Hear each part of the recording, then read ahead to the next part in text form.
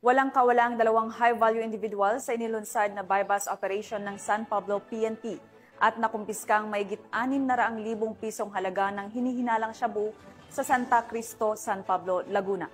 Ang balitang ito ay hatid ni Patrolwoman Priscel May Urbano. Estado ng San Pablo Component City Police Station Drug Enforcement Unit ang dalawang high-value individuals sa isang buy-bust operation na isinagawa sa Barangay Santo Cristo, San Pablo City, Laguna nito lamang ika-28 ng Setyembre taong kasalukuyan. Kinilala ang mga suspect bilang sina alias Vincent, 47 taong gulang at alias White, 60 taong gulang, pawang mga residente sa lungsod ng Laguna. Ayon sa ulat, matapos ang koordinasyon sa Philippine Drug Enforcement Agency Region 4A, nagsagawa ng buy-bust operation ng mga operatiba.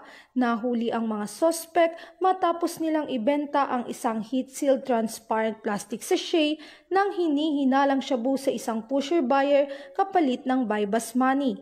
Na-recover mula sa mga suspect ang 5 peraso ng heat-sealed transparent plastic sachet ng hinihinalang shabu na may tinatayang bigat na 100 gramo na may halagang 680,000 pesos base sa standard drug price, pati na rin ang buy-bust money at iba pang monetary bills. Samantala, kasalukuyang inihahanda ng mga otoridad ang kaukulang kasong paglabag sa RA 9165 o ang Comprehensive Dangerous Drugs Act of 2002 laban sa mga nadakip na sospek.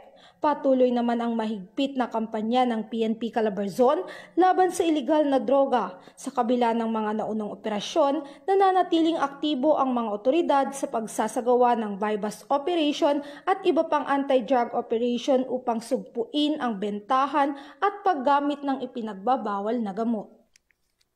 Mula dito sa PRO Calabarzon, ako ang inyong Police News Network Correspondent, Patrolwoman Priscel May Urbano, alagad ng batas, tagataguyod ng balitang pulis.